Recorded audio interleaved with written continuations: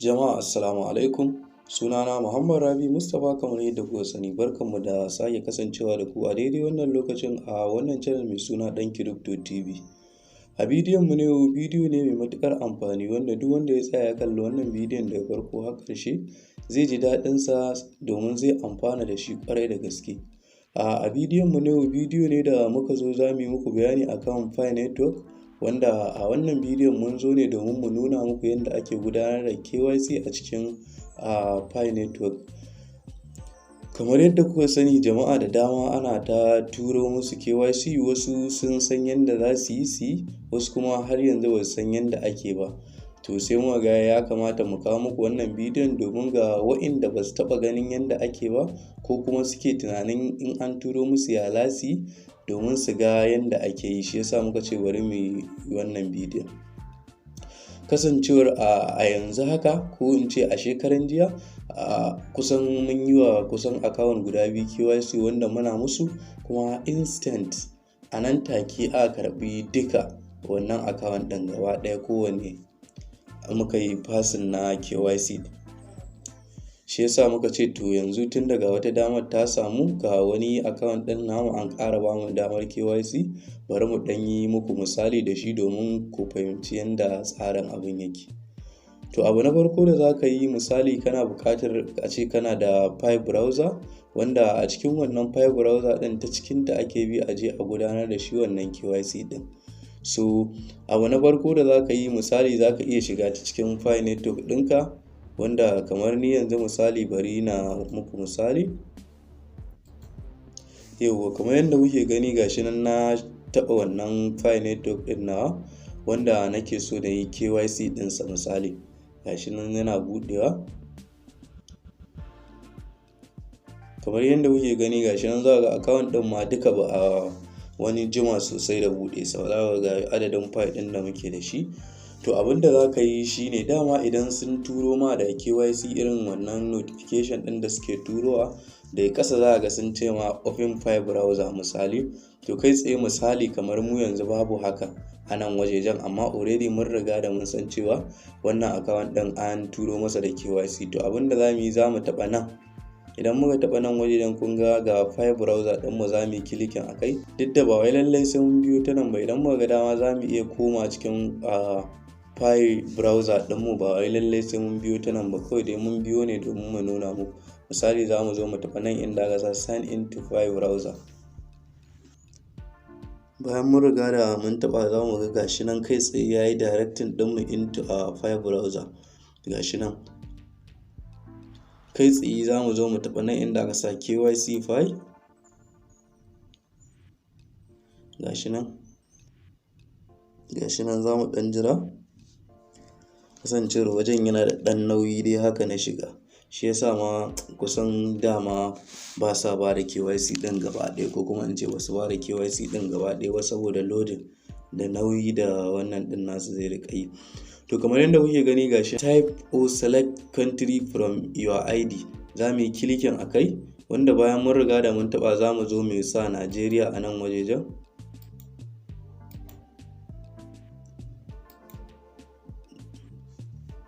Misali gashi nan mun zaɓi Najeriya, za mu taɓa. Bayan mun taɓa, daga nan wajejen za ga ID type, gashi nan choose ID type, za mu yi clicking a kai, wanda muna taɓa da me za mu yi wannan KYC ɗin.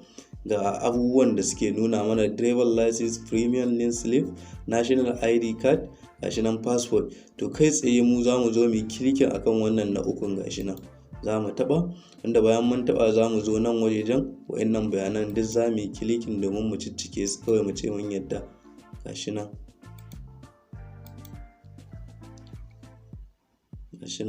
za mu zo mu taɓa nan wajejen.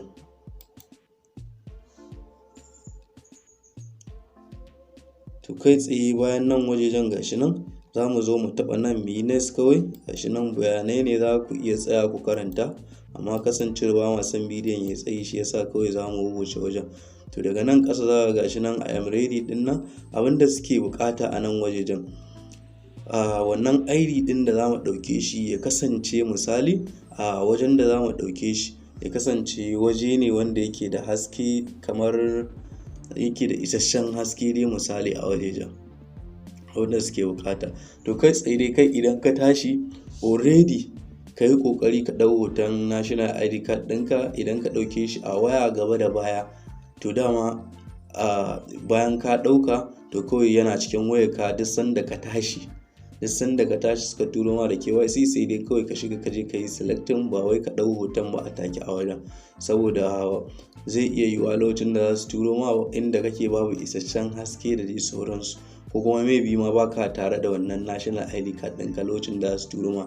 Duk da suna sanarwa akan cewa wannan suna bada 15 minutes, sannan kuma mutane suna bada shawara akan cewa idan aka turo ma da wannan KYC ɗin ka yi ƙoƙari cikin minti 15 ka gudanar da wannan abin. To gaskiya akwai account ɗin da na yi wa KYC shekaran jiya. Wannan account ɗin aƙalla sun kai kusan kwana 9 da turo wannan, da ba da wannan damar ta KYC.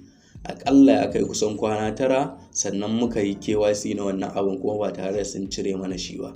Shine to gaskiya dai ba wai ina cewa mutane bane idan an turo musu da KYC sai jinkirta ko su wai sai kwana 1 ko kwana 2 sannan su yi, ba haka nake nufi ba.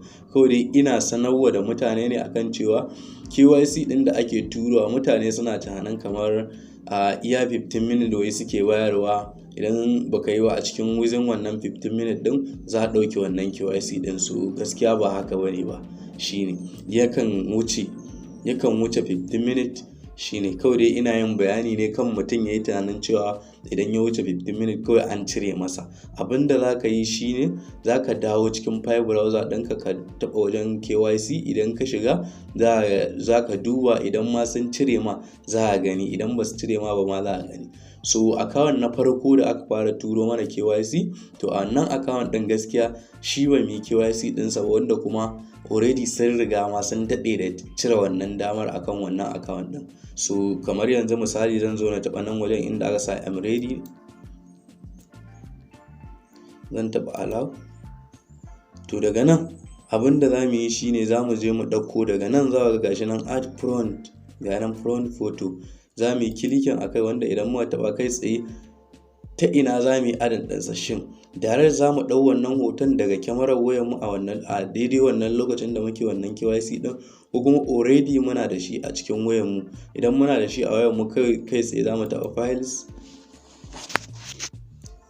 kai tsaye gashi nan za mu zo mu ɗau wannan hoton front. Gashi nan wannan shine wannan hoton, wanda shawarar da zan ƙara ba mutane shine ga duk wanda ya san cewa yana da national ID card ya yi ƙoƙari ko ya je cafe na kusa da shi, mafi kusa da shi, ya nemi wannan national ID card ɗin nasa. Misali a mayan masa da shi wannan plastic ɗin nan, wanda wani wajen ana yin sa naira 1000, wani wajen ana yi 1500, wani wajen har 2000.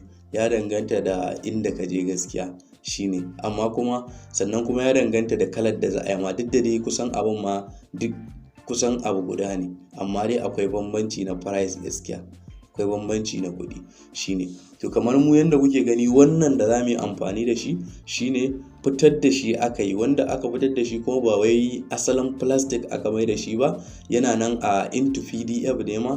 Kawai muka yi zooming ɗinsa, sai muka yi screenshot, muka yi cropping ɗin gaban, sannan kuma bayan ma muka yi cropping, muka raba su, muka mai da su mabambanta, wanda sun zo ne kusan haɗe da dama. In sun zo a haɗan, to idan a cafe ne misali, su suke raba shi a gaban su fitar da shi daban, bayan ma su fitar da shi daban, su haɗe su. Kusan abin da suke yi kenan.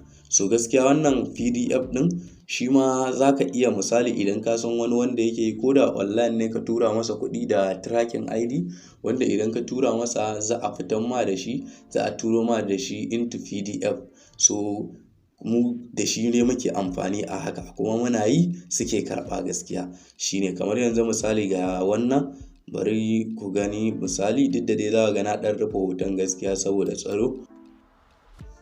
Gashi nan kamar yadda kuke gani, za ka ga gashi nan, za ka ga mun yi cropping ɗinsa ne, nan shine gaban, mun yayyanke shi ne.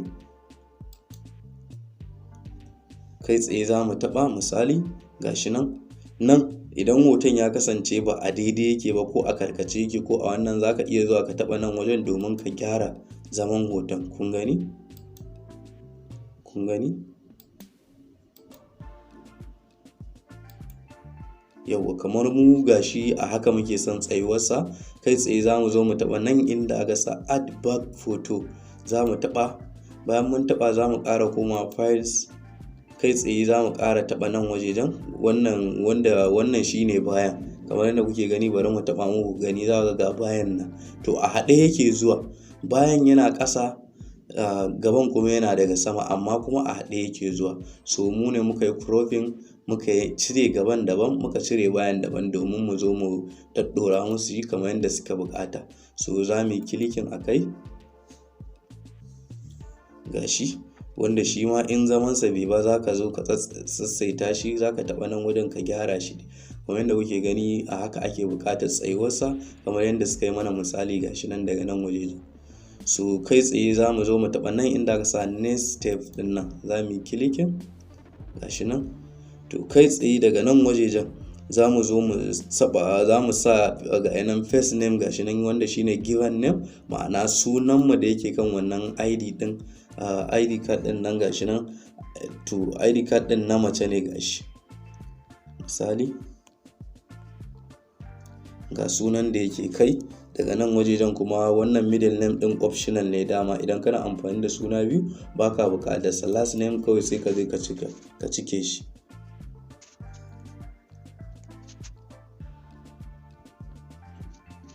Gashi nan daga nan wajejen inda aka sa nan gashi nan gender, pick your gender, ma'ana ka zaɓi wani namiji ne ko kuma mace ce.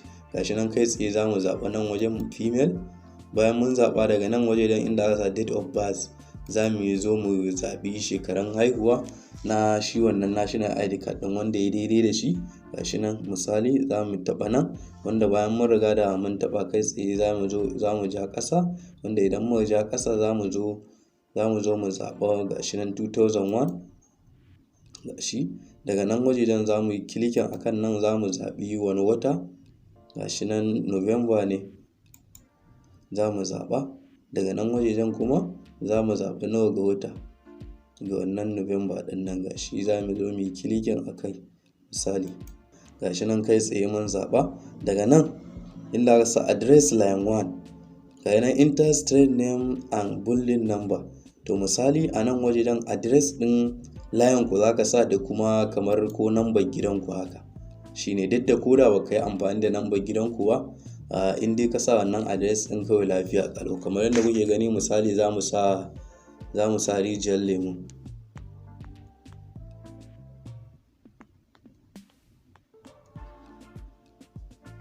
To kamar yadda kuke gani za ka gashi nan mun cike nan wajejen.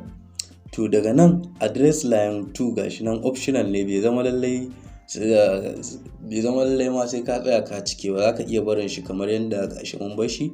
Daga nan inda ka sa city, enter your city, za ka sa garin da kake. Kamar mu yanzu misali muna Kano, sa Kano. Gashi nan daga nan inda ka sa wannan state ɗin kuma za mu zo nan ma za mu sa state ɗin da muke, nan ma dai Kano ne kawai, za mu sa Kano. Daga nan kuma za mu zo mu sa zip, gashi nan zip code, wanda shine postal code, wanda a videos ɗinmu na baya mun nuna hanyoyi da dama yanda mutum zai iya ganin a postal code ɗin inda yake. Misali idan ka shiga cikin browser wayarka ko Google Chrome, ka sa misali in na Kano kake nema ka sa Kano postal code, ko kuma misali in a Kurna kake ka sa Kurna postal code, in a Katsina kake misali ka sa Katsina postal code, ka sa na layin ku duk zaka iya gani, kuma zaka iya amfani da koda iya na garin ku ne. Kamar ni yanzu misali kawai daga nan wajejen kasancewar mun riga da mun san shi, ba sai mun je cikin browser mun nemo ba. Gashi nan 700101 gashi nan kamar yadda kuke gani. Daga nan kuma za ka ga an pick your country of residence, kai tsaye za mu zaɓi Najeriya gashi nan. Bayan mun zaɓi Najeriya, nan kuma inda aka sa gashi nan document ID number, kamar mu da muke yi da national ID card, abinda za mu yi sa a nan waje dan shine za mu yi amfani da NIN number ɗin mu ne. Bayan mun riga da mun zaɓa, za mu zo mu taɓa nan inda aka sa next step ɗin nan, za mu taɓa gashi nan. Daga nan wajejen gashi nan. To daga nan abu na gaba da za su yi mana shine kai tsaye misali daga nan wajejen abu na gaba da za mu yi shine nan shine step na ƙarshe, wanda bayan mun cike wannan bayanan namu to nan bidiyo zamu shine zamu yi bidiyo wanda kai tsaye muna cewa I am ready din nan muna taɓa. To abu na farko da za su ce mana kai tsaye mu kalli kyamara, wanda in suka ce mu kalli kyamara, abu na gaba shine za su ce mana mu yi murmushi, wanda hakan shine zai sa su fahimci cewa wanda yake wannan KYC din misali mutum ne ba wai robot ba. Saboda in suka ce ka yi murmushi kai, ko suka ce ka kifta idonka ko kuma ka ɗan kaɗa kanka ko ka juya kanka misali kai, to hakan yana tabbatar musu da cewa kai ɗin mutum ne ba robot ba. To kasancewar mu wannan bayanin da muke muku, wannan bidiyon da muke muku, ko kuma in ce wannan KYC ɗin da muke yi ba wai namu bane ba, za ga sunan da muka sa Maryam ne, ID ɗin ma nata ne. To kasancewar kuma yanzu mu ba wai a tare muke ba, kawai dai mun dan muku bayani ne domin ku ga yadda ake yi, shi yasa kun ga nan wajen hakan yana nufin ba ma buƙatar yin sa. So amma duk da haka misali za mu iya yin kilikin wanda daga baya sai mu fita. Wannan shine step na ƙarshe. Kai tsaye suna faffaɗa mana wannan abun, misali mu yi murmushi ko mu kaɗa kanmu ko mu yi waye, suna nuna mana, ana ɗan yi mana wannan ɗan short bidiyo ɗin, daga nan kawai kai tsaye abin zai wuce. Da ya wuce mun yi submitting na wannan abin, za mu ɗan jira maybe ma kafin mu fita daga cikin wajen za a iya karɓa, ko kuma in ma mun fita za mu iya dawowa within a minute haka, za mu iya dawowa za mu tarar da cewa mun yi fasin na wannan KYC ɗin. To mu yanzu abu ɗaya ne ya rage mana kawai, wadda za ta yi wannan bidiyon, kasancewar ba ma tare. Da a ce muna tare kawai za mu sa ta yin yanzu tare da muna ɗauka domin ku ga yadda abin yake. Gashi nan kai tsaye za ga are you ready for liveness test. Gashi nan idan muna ready gashi nan za mu taɓa nan start recording. Gashi kun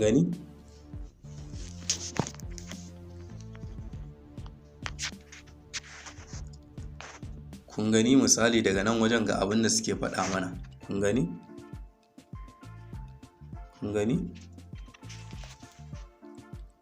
Kun ga suna ce mana mu yi murmushi. Gashi nan yayi fail. To kai tsaye yanzu za mu fita ma daga gaba ɗaya daga cikin abu. To wannan shine mataki na ƙarshe da za ka yi. Daga nan in sun karɓa kuma za ka iya requesting na wannan validator ɗin nan, domin ka zama validator kai ma ka rika validating na account ɗin mutane. So in Allah ya yarda maybe a bidiyon mu na gaba, watakila in za mu ƙara kawo wani bidiyon akan file, za mu iya nuna muku kuma yadda ake requesting na validator, yadda za ka zama validator, yadda ake ciccikewa. Duka a nan muka kawo ƙarshen wannan bidiyon. Waɗanda ba su taɓa alamar subscribe na wannan channel mai suna ɗan Crypto TV ba, da su daure su taɓa alamar subscribe, sannan su taɓa alamar ƙararrawa. Hakan ne zai ba su damar samun sabon bidiyon mu da zarar mun ɗora. Sannan idan bidiyon ya burge ku, muna so da ku taɓa mana like, sannan ku yi comment, sannan ku tura bidiyon ga abokanku domin su ma su gani su amfana. Mun gode.